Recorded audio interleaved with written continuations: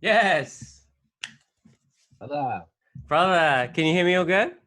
Yeah, can you hear me? I can hear you. Great to hear. Great to see you, my friend. You too, my bro. Thank you for taking the time to talk to me on my little YouTube project. Oh, bro, honored. so, it's great timing because last night you launched your Haka Challenge, the anti-violence Haka Challenge, huh? Oh, this morning we launched it this Oh, morning. it's this morning. Okay, brother. Yeah. Cool.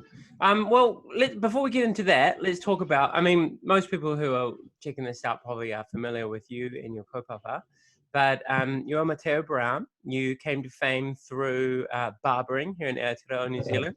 You and then you've used your platform as a barber in a very masculine space, the traditional barbershop, to advocate against family violence and gendered violence, men's violence towards women and girls. Yeah. Mm-hmm. Am I missing anything there? No, no. And and most recently, that has become your movement. She is not your rehab, which is a powerful statement.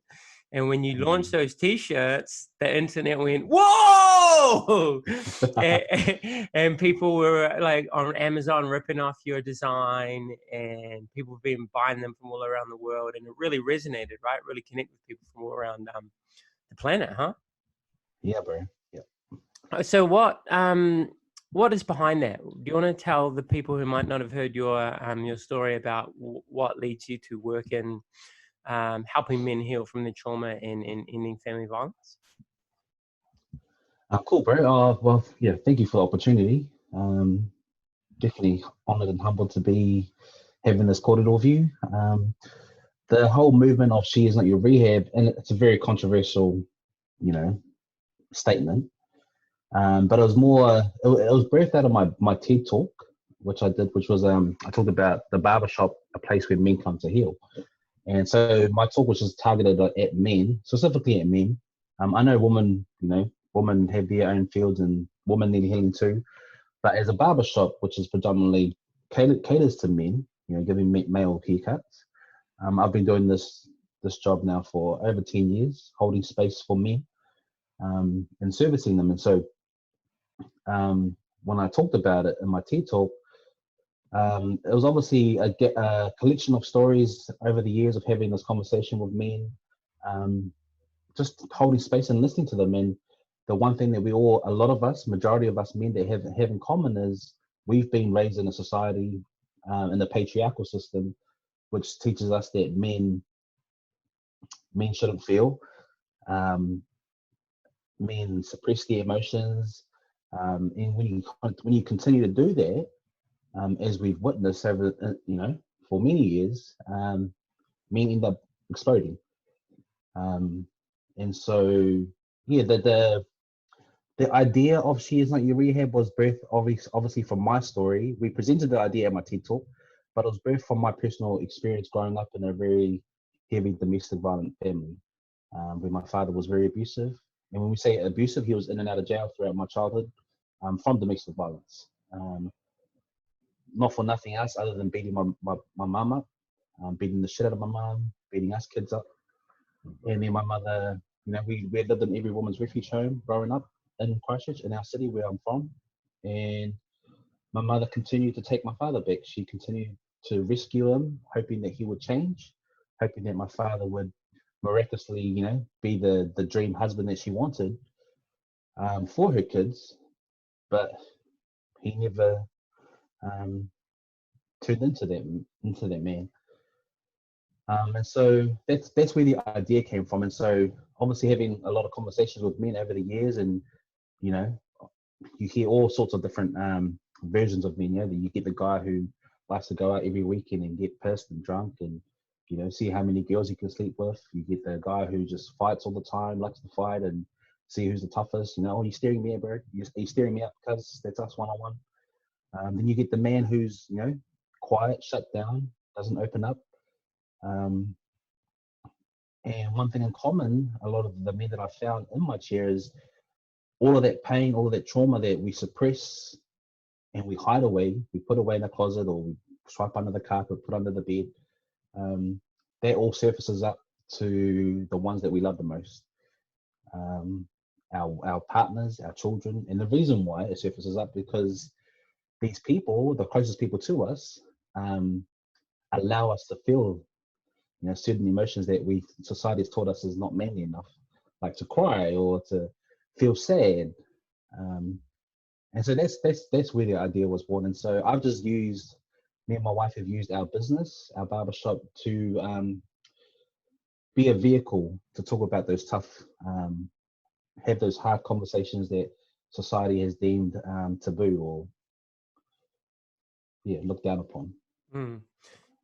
There's a lot that I want to unpack from that answer. So firstly, what's the situation with your father now? Is he in your life? Yes. So obviously, I've had to do a lot of work in healing myself, going into my relationship with my wife and becoming a father. And so part of that healing was, going back to my childhood and revisiting some of those hard memories. And then, once I revisited them, I had to then, ask the questions why. Why did this happen to me? Or why was Dad so angry? Or why was he so abusive? And then so I had to revisit my father's history and his past and ask those hard questions so I could find the healing.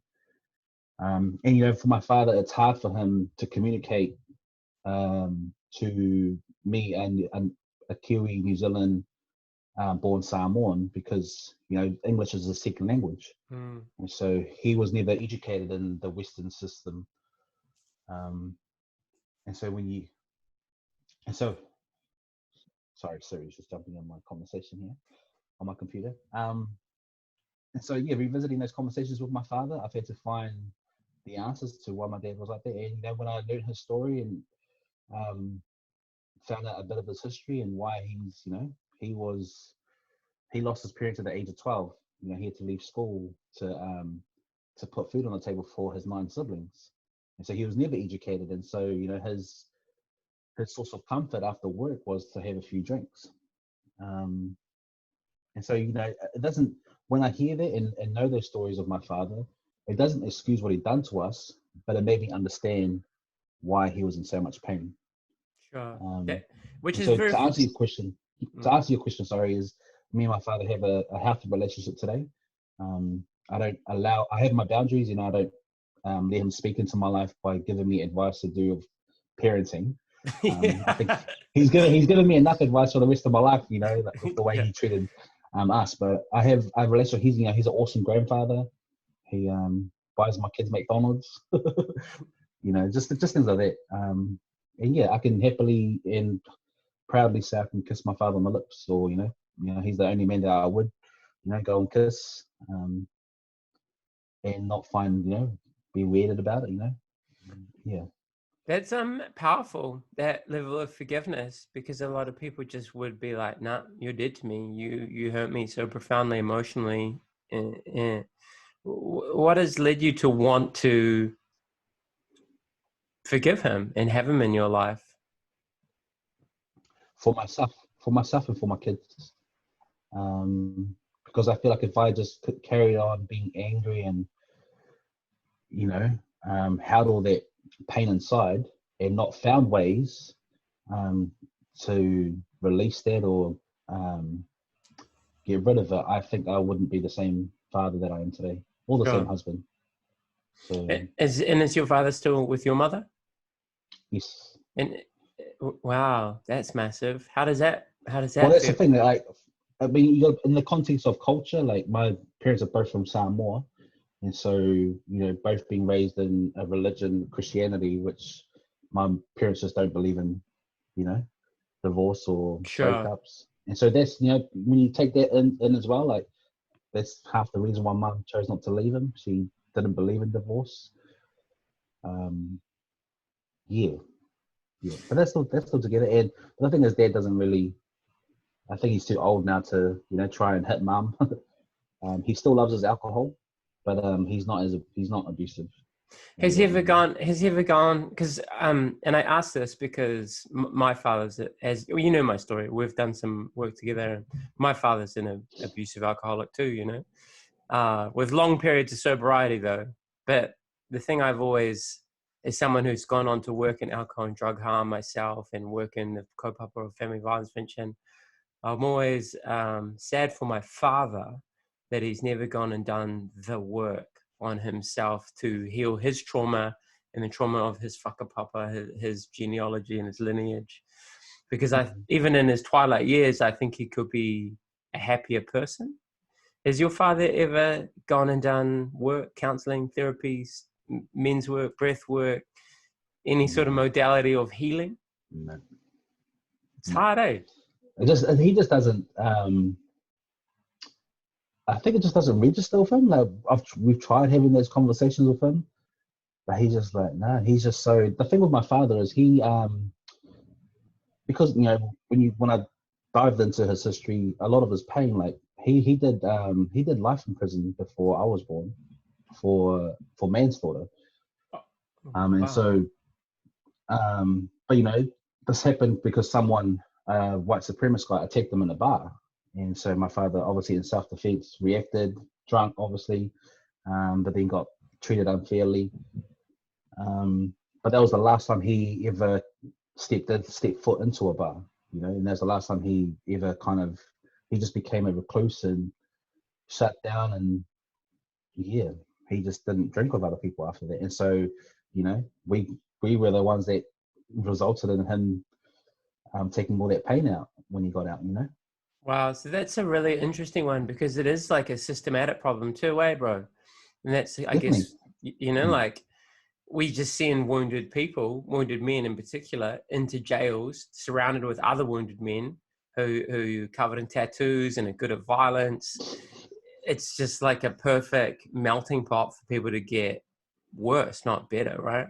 Oh, definitely. There's no healing. We're sending hurt people into a place, into the school of hurt, and they come out learning how to be better. Oh, dude. Be better at hurting, And yeah. So, and even for my mum, because it was never an option for her to leave my father.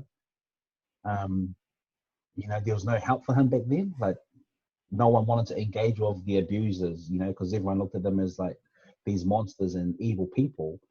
And so my father just, slowly just hid, slided back into the backyard and hid behind his shame, and so, but no one invited him out to heal. There's a lot of this. I hope you've got a bit of time today. There's so much I want to talk to you about. I was on Twitter the other day, a social media platform, and I saw a well-known journalist making fun of some man who'd emailed her, "What about men's issues?" And then a lot of young feminist activists or people who prescribe to, I guess, that ideology or belief system were making fun of men and men's healing and men's issues, which I, at one stage, would have been like, yeah, that makes sense. Men hold, the power in a patriarchal society.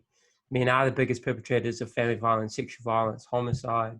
We run businesses. We have more power politically, but we also kill ourselves exponentially more. We end up in jail exponentially more. We die in car accidents more. We abuse substances more. We abuse our partners and children more.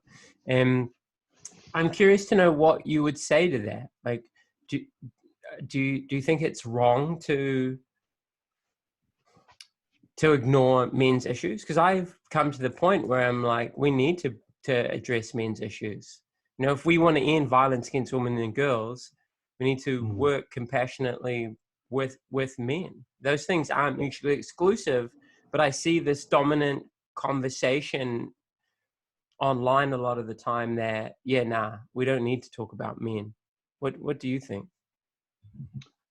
I think if you don't talk about men, you don't talk about humanity. I think and if you just talk about women, then exclude men, not include me, exclude men, you're not having a full conversation. And I think when you talk about men, you're talking about our women and our children. And so the conversation needs to be inclusive for everyone. Yeah, Tautoko, I fully agree with you. Because I've come to that point. I've gone full circle, because I used to be like, fuck sexism, blah, blah, blah, blah, blah, when I particularly was younger. But now I've gone on to work with men who are perpetrators of violence, speak in prisons with men who are perpetrators of violence, like horrific violence. And like your father's story, it's the same. They just come from like the worst starts in life often, and are born into a society that makes us, want to be tough. That makes us want to be hard. That makes us want to solve our problems with our fists. And they go on to just kind of do what's programmed to them, and we need to be patient with them. It's like you say, bro, like you don't need to excuse the behavior, but you need to understand why it happens, right? Yeah, definitely. And that's the whole point of our whole movement of she is not your rehab. Rehab. It wasn't to exclude women out of the conversation, that because women can be our rehab, men can be rehab centers as well for women. But this was just purely birthed out of my conversation, my TED talk. And so I had a group of our community come on stage and do a haka wearing the t-shirts, and then the attraction from the t-shirts, everyone was like, oh, where do we get these t-shirts from? That's where the whole movement was born. But it was more just because the statement is so controversial, it was more for us to have that conversation. Because it can be she, it can be he, it can be it, whatever it is your rehabilitation that you're using to rehabilitate you, we need to do the work. So our thing is, our whole approach on this whole domestic violence and mental health is just inviting people to come do the work. And the reason why I'm passionate about men, because a lot of men, for a lot of us, it does take usually our partners to give us a kick up the ass to, go do the session or go see a counselor. A lot of counselors that I've talked to and therapists, they said that the only time they'll ever see men in their chair is if they've hit rock bottom, or majority of the time their partner has kicked them up the ass to go and do that session. What is it that stopped you going down the route of violence yourself? What kid? Because I imagine there are options, bro. Gangs, smashing people over who disrespected you, hanging out with the wrong crowd, all of that. Because for me, I have to acknowledge that I'm not so healed that when I feel disrespected in my head, while I don't act on it, and again, not with females in my life or my partners, but when a man disrespects me, I'm like, bro, one ounce. Like, that's where I go to. Like, I'm not, like, do you know what I mean? Like, I have this anger and defensiveness inside me. And I know that if it wasn't for a few good role models, I could have gone the wrong way. And I didn't. And I'm grateful for my role models to keep me away from death, jail, and all of that. What is it for you that steered you down the path of nonviolence? A few different things. For me, like, me and my siblings, I had 5 brothers, 5 of us boys, and all of us have turned out different. But I suppose for me and my story was I suffered heavy humiliation as a kid. When we say heavy, I'm talking about like shame. Like when you think of shame, you think of, I don't know, people will think of hiding or that embarrassing feeling that you feel, or your stomach is churning. I experienced that heavy as a child, from my peers, from my family, from the people that I thought loved me. And so when we're talking about shame, I'm talking about being stripped naked and laughed at for how I looked as a kid. And so, when that shit happens to you as a child, that gets ingrained in you, and then that affects, how you operate and how you communicate with people. For me, my automatic response to shame was hide. I became shut down. And so when my brothers, they would have reacted different. They would have, they have reacted different. They've ended up in jail, gangs, drugs. For me, I reacted different. So I shut down. It's still the same, we still have our same, what do you call it? It's still a defense mechanism. It's just different. So when it comes to fight or flight, rather than fight, you choose flight, or you choose inaction. Yeah, right. And so for me, my way of coping was I was very suicidal, shut down.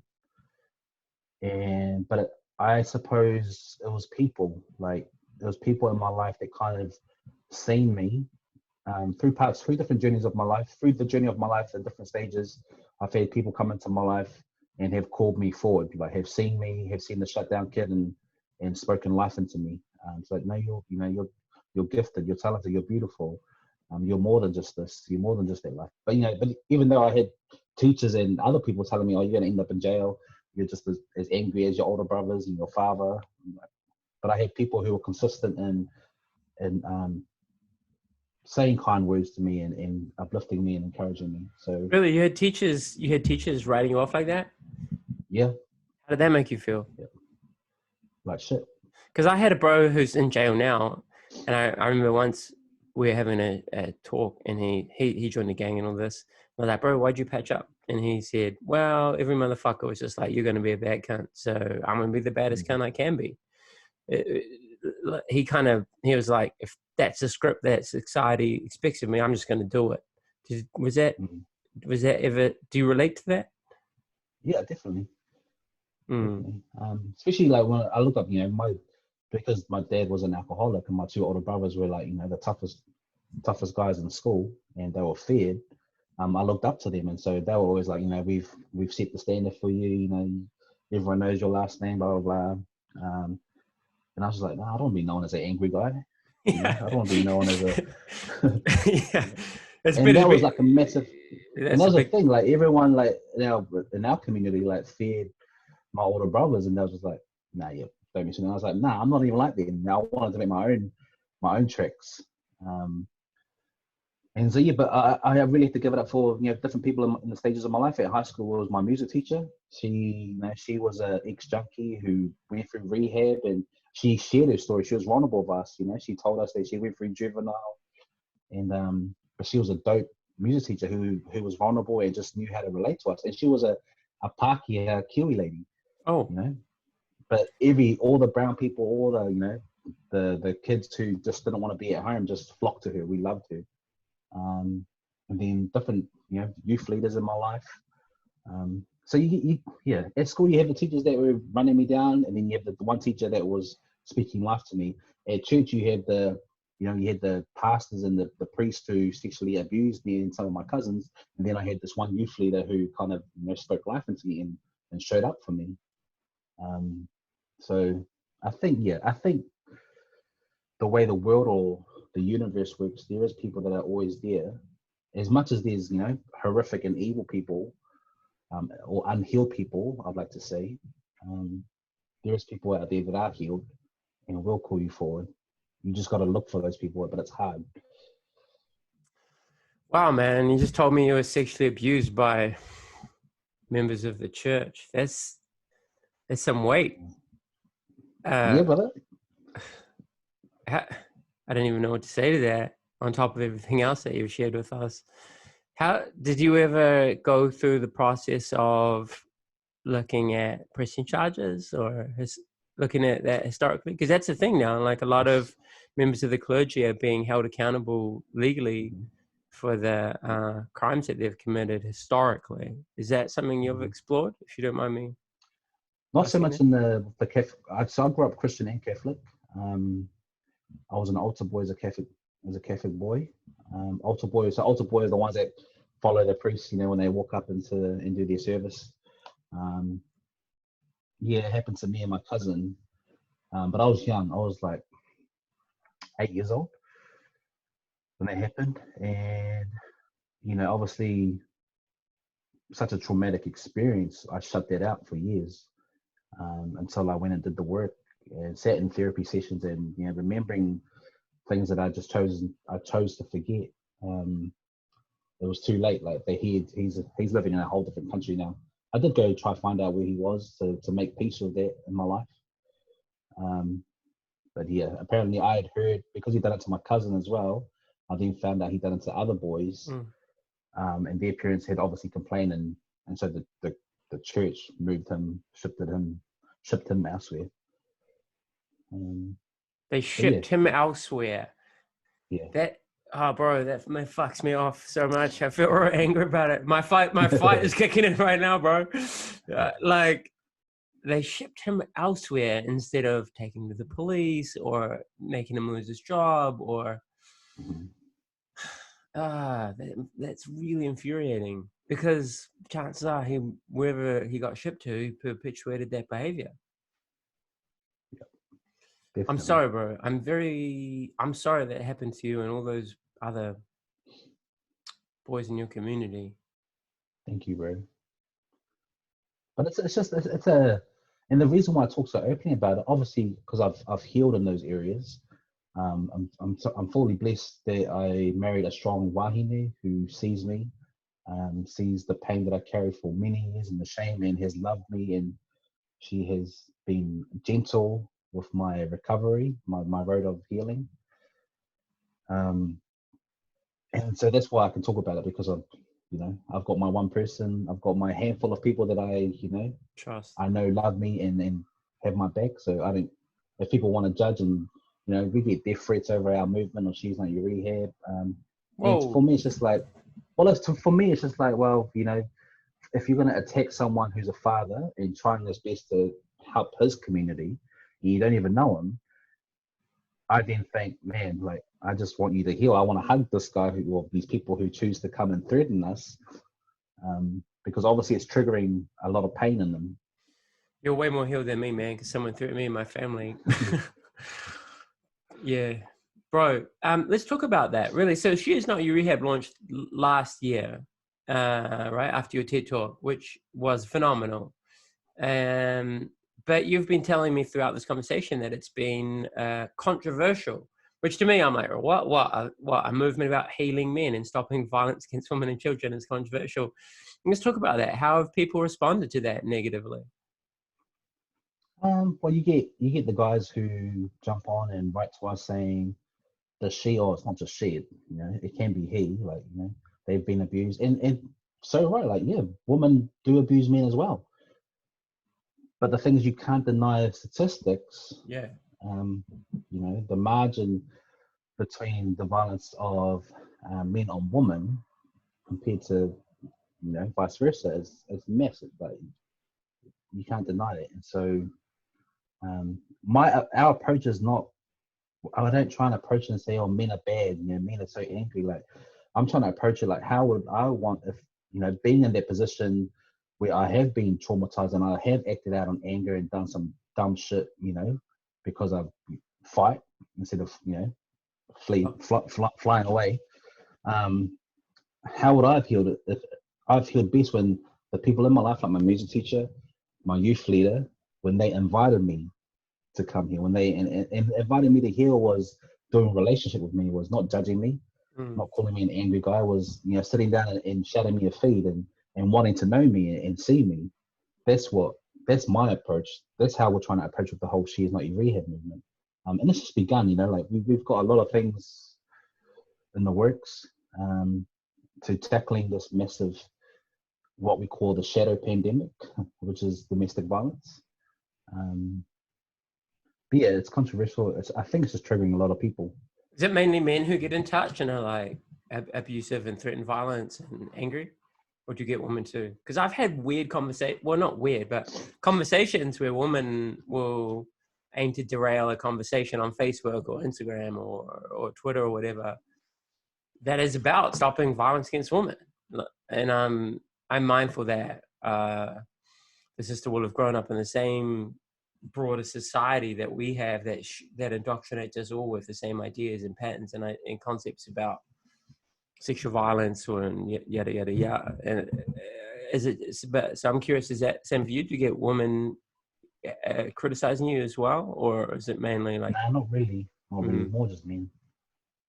And my approach to them was always like, trying to come at them humble, trying to humble myself and just like acknowledge the comment and then just respond to them like, okay, how would I want to be? How would I want to be talked to? Because I used to get into like mad arguments with people, but now I'm like, oh, why do you feel that way?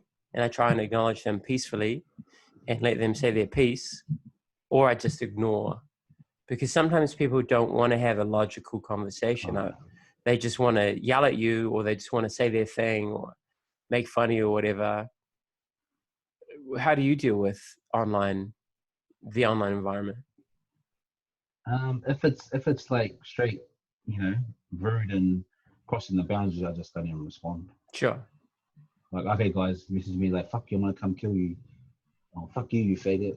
Like you're shit. I'm like, bro, I didn't even know you. Like, Yeah, wow, yeah.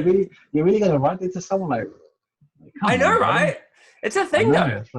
It's like, It's a common thing that people will be like, "Fuck you, I hate you." I'm like, you don't even know me. yeah. You Yeah. like my response was like, you're gonna like swear to someone you don't even know who's a father and a husband, and his response to that was like, "Fuck you and your kids, I'll come and kill them." I'm like, okay, Oh. block. Do you ever feel worried about your wife Sarah and your kids? That's a heavy No, thing. No. no, no, no. I think I don't worry for them. I mean, even though the work that we're doing is, quite um I don't know, I suppose I mean, for me and my wife, we live and breathe the stuff, because I talk about my trauma and I do the work and we talk about it. My kids listen to our stories. But these kids out there, when I think and put things into perspective and context, like these kids out there living in fear, living in my upbringing that I had, or even worse, and yeah, they find it hard to ask for help, or women are scared their oranga tamariki is going to come and take their children away, so they won't call the officials. And so when I think of that, like, no, I'm going to keep on doing this work, because my kids, they're loved. There's no flipping inkling of fear in them or in our household. So I'm just like, no, you guys are blessed. Like, So it's a and family. yeah, It's a family mission. You and Sarah and yeah, the tamariki all together. Eh? Wow, that's yeah. powerful, man. Because you're not like a trained social worker or trained social media guru. You're No, just a not you're at just a all. brother on a mission, right? Yeah, yeah. Oh, we're just doing us. Like, we're just speaking our truth in the hope that other people will speak theirs. You know. Mm. And I talk about my flaws and my trauma, so other guys, when they hear it, it's not to trigger them, but when they hear that, fuck, like it's not actually not that bad. Like, oh, my shame is not really, it is possible to heal from this. Yeah. I think some of that anger that you get is hurt people wanting to hurt people, right? It's like you Mm-hmm. said, like your commentary, your openness, the stories that you share, it brings up something painful in them that they don't even have the language and the words to put to it. So it's easier to, I guess, lash out at you rather than address what's happening inside themselves. Do you think that's fair to say? Yeah, yeah, definitely. Have you ever steered any of those men into a positive conversation? Yes, Really? How did heaps. Yeah. heaps? Oh shit. Okay. How does that go? How does it go from someone saying "fuck you, I hate you" to you leading them to help? Well, no, more to them, like, oh, bro, like, um, I don't know. I think I'm just, well, you got to think. A normal person, you wouldn't just randomly go swear at someone. So the fact that you're gonna come and abuse someone you don't know, that obviously tells me something's wrong. Or you're swearing to me like the little boy in you is asking for help, but you just don't know how to ask for help. Because the thing is, a lot of our pain and a lot of our trauma has happened to us as children, and so that child doesn't have the language to communicate, "I need help." But the adult, the way he communicates, "I need help," is "fuck you, I'm gonna come kill you." And so it's, I suppose, I've learned the tools um, to understand why men or why people um, navigate towards anger more than they do embracing, or they're grieving, they're sad because they've lost someone, or disappointed they've been treated unfairly as children. Um, so yeah, I just had that conversation with them. If I can, and I suppose I do it every day as a barber, having men in my chair and asking questions.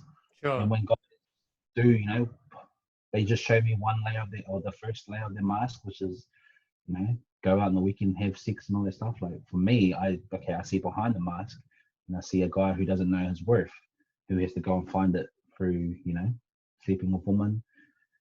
And then we just dive deeper into the conversation. I ask questions, and I just go on there. Wherever they're at. And that's the same with the thing, I try and treat social media as I would. I know most people don't, but I try and treat it as I would in a normal conversation. So Sure. would I say this to this person if he was on my face? Yes, I would. And would I be patient with this person if he was sitting in front of me? Yes, I would. So I'll be patient the same if someone was private messaging me saying "fuck you." I'm gonna be patient and like, okay, this conversation is gonna go. It's gonna take some time for us to get there, but we will. I may not respond to him tonight. I may respond to him in a week's time, but the conversation will happen. If I choose to give it that energy.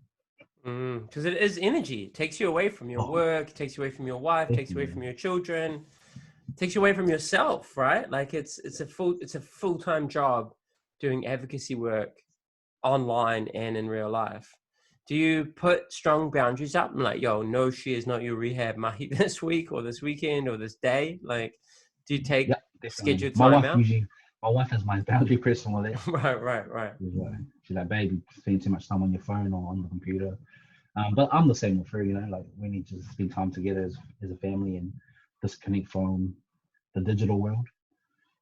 But yeah, I mean, it's funny you say we're talking about guys who try and who are triggered. Like just last week, I think I had a guy from Australia swearing at me for nothing. It was on my private messages, and I was like, hey, I opened it up, and he just keep going back and forward, and I just, then the thing with social media is people can actually screenshot your messages and then use it against you. Yes, bro, I've had that happen.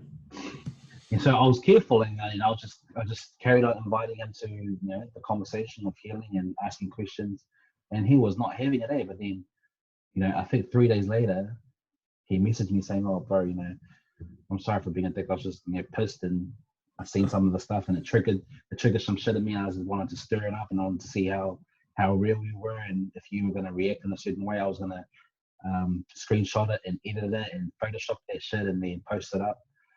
But these are stuff that you talk about in your story that's really similar to mine, and I just don't even know where to start with healing." I'm like, there we go. Wow, that's deep, bro. So yeah. So I think it's just, for me, it's telling myself that the social media world, I have to treat it like as if this person's in front of me. Even though this person may not treat me like that, I'm going to treat this person as if they're in front of me. Wow, that's massive. Because that's massive. Because for me, like, sometimes I get so angry when people say rude things or hateful things or troll me, that if it was in the moment, would have to really resist my inner child would be want to lash out. The only time that I can think of, though, that I ran up on this guy who had done some pretty nasty trolling about me. He's a big guy too, but I was so angry. I hit him up in the street, but not to fight him or anything. It was to be like, hey man, why do you do this to me? I don't even know you. You write all these hurtful things about me. And it really made me realize that he's a really wounded, inadequate person, maybe with some mental health stuff going on. And bad attention is better than no attention.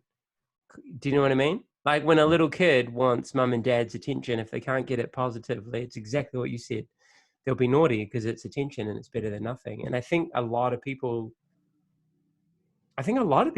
are out there getting validated because they created a drama on the internet, or it gives their life a sense of something. I ran up on this dude and I was like, yo man, don't ever talk about me again. Like, I was angry, but we kind of got into a conversation and it ended up with me shaking his hand, even though I was still angry and hurt by him. Do you know what I mean? Like, I think it's good. I think there's nothing wrong with anger if it's just channeled right. Like, to have those hard, difficult conversations. Like, I'm so angry, I need to have this conversation with this person, or else it's just going to bottle up. Like, that's awesome. I think it's when you like in the context of domestic violence, when you're going to flip and take it out on your children and your wife, your husband.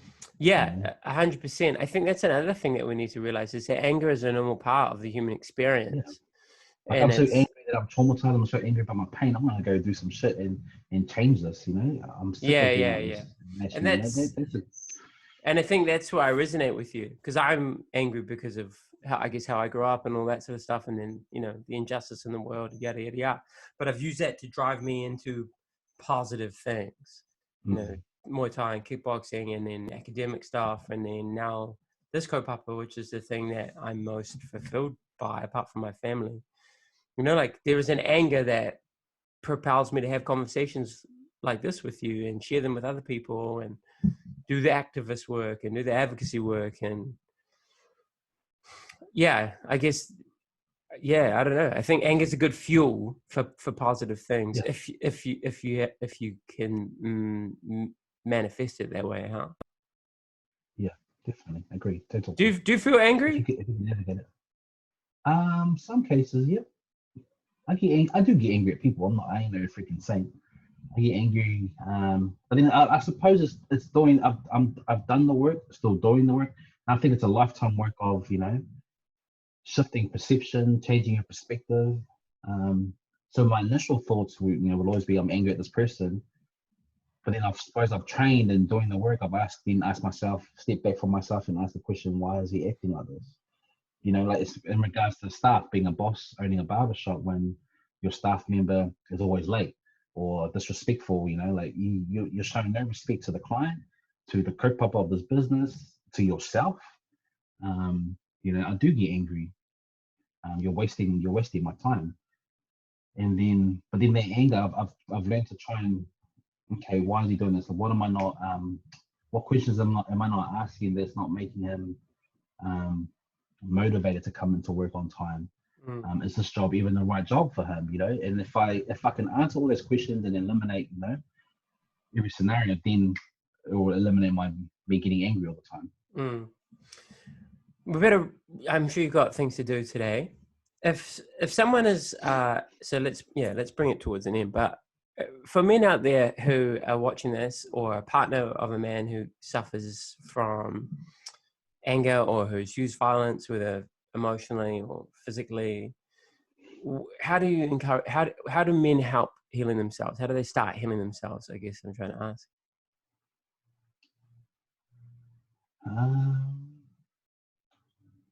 I think to heal yourself, you have to acknowledge your pain first, and to acknowledge your pain and your trauma or whatever it is that you've experienced in your life is to actually feel it. So when you do feel that, you need to surround yourself with someone that you trust, um, who can be still with you, not necessarily have the answers, but be still with you and walk with you or be there with you in your pain, in your mumai, and then get some help. Talk to someone who's professional, or talk to someone who's healed more in that area. But reach out and talk. I think we have this for men. We have this idea in our head that we have to stay friends with the people that we grew up with. It's like, nah, it's all right to create new friends and make a whole new circle of people that know better than you or are healed more than you. And so find new friends, research. The beautiful thing about the internet is there's so much material out there and help out there that's accessible to you.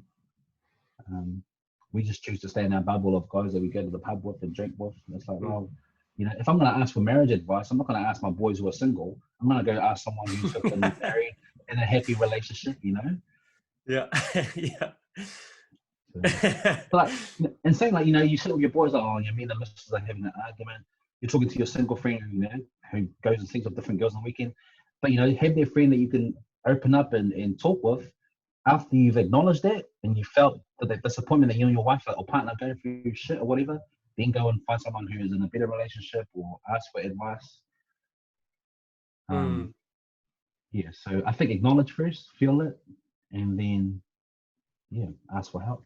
I think that's why I'm a big advocate on, I guess, sobriety. Like I understand a lot. Like most of my friends drink or use drugs or both regularly, reasonably sensibly, but a lot not. I think that's why I think a choice of not drinking or at least drinking minimally is so important, because then we're forced to feel. So often we take ourselves away from ourselves with alcohol and drugs and pornography and work as men. We, workaholics.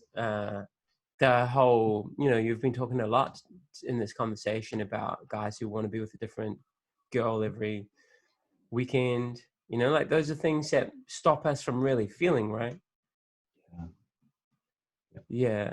And it's interesting This for me. pandemic, that's what this pandemic has given us. Yeah, We're forced to sit we're and feel forced to now. sit and feel, man. Like even me, man. Do you know? For me, I don't drink. I'm monogamous with my partner. I don't use pornography and stuff, but I still struggle feeling everything. So I'm super fit right now. Like I'm like running heaps and doing heaps of training, and because sometimes, yeah, like feelings I can't even put a name to come up in me, and I need to do something with them. Because inaction is difficult for me. Like what do you do with your feelings that are difficult? Uh, Good question. I'm a person that loves nature, so I either go up to the hills, the mountains, or I go to the beach and just sit there. Hmm. But then I'm And also a creative, so I love music and I just sit there and just feel. I reckon you're gonna win some awards like Nobel Peace Prize shit one day, bro. You're so peaceful in a way that I really admire. Like, yeah, because I feel like I've done a lot of work on myself over the years, but talking with you, it makes me reflect about how much more work I need to do. You know, like, so I really appreciate you leading from the front and being so authentic and being so honest, and you've been through more than most, man, and you handle it Mhm. with grace, and you role model vulnerability, and you role model non-judgment in a way that I think I wish a lot more people in not just the world but in this space of wanting the world to be better. I wish they could role model themselves and you more, because I see so much Oh, social thank you, change bro. work. Well, I really mean it, bro. Like I met you maybe 2 years ago, and Mm. I was really taken with your movement, and I'm genuinely proud to call you and Sarah friends and do professional The work feeling is together. mutual, bro. Thank you. But I guess what I really am trying to say here is that I really wish more people could be like you guys when it comes to trying to shift society, because I see so many people with good intentions being nasty and being mean and being judgmental and making fun of people who don't understand the world that they do or don't have the education that they do. And I guess in finishing, like, how would you encourage the activist community to be kinder? How would you do that? Um, my favorite quote that I live by is these simple words: seek to understand rather to be understood. Seek to understand rather to be understood. So if we're all seeking to understand people before we want to be understood, because everyone wants to be understood, everyone wants to be seen. But if we seek to understand every single person that you encounter or come across, um, yeah, I think the world will be a better place. And so, yeah, that's why I have friends who are different religion, different color, different shape to me. I'm just always intrigued, and I want to understand why people think a certain way, why people act a certain way. And, with 7.5 billion people in this world, like the best thing you can bring to society is yourself. Is yourself. If we just be ourselves, and so that's what I'm no intellect. I ain't no scholar. I haven't done therapy or clued up on the paperwork. I would love to one day, but for right now, I'm just me, a brown boy from the hood who started a barber shop and just doing relationship with me. That's all I'm doing. I'm just being myself. I love that. That's so powerful. I forgot to ask you about the Haka Challenge that I was going to ask you about. Let's just quickly finish on that. What is that? The haka. So yeah, the haka was birthed obviously from our barber shop. It was for my staff. We wanted to do a haka where we can stand up for domestic violence, stand up for our women, children, and men. Not all men are perpetrators. Not all men are abusers. And so we wanted to make a stand for that. And we thought, why don't we just obviously share this haka out with the rest of Aotearoa, the rest of New Zealand. We read it alongside one of my first day clients, Komene, who's a pro haka. He judges Te Matatini, heaps of things like that. And so he's traveled the world doing haka. And the funny thing is, a teacher in school, careers person, told him, he said that he wanted to do haka for a living. And one of his teachers, his careers teacher, just laughed at his face. And now today he's like traveling the world teaching haka, sharing our culture with the world and getting paid for it. But yeah, the haka is just for our stand against domestic violence, our invitation for people to come and do the work and heal, so we can have a better violent-free community, a violent-free Aotearoa. So I yeah, love jump that, on our brother. She's Not Your Rehab page, bro, and anyone that watches this, jump on that She's Not Your Rehab, and the details are all there. Jump on and do the hardback. Mean, brother. I'll put those details in the description of this video. I mean, thank you, bro. Thank you for the time and thank you for having me.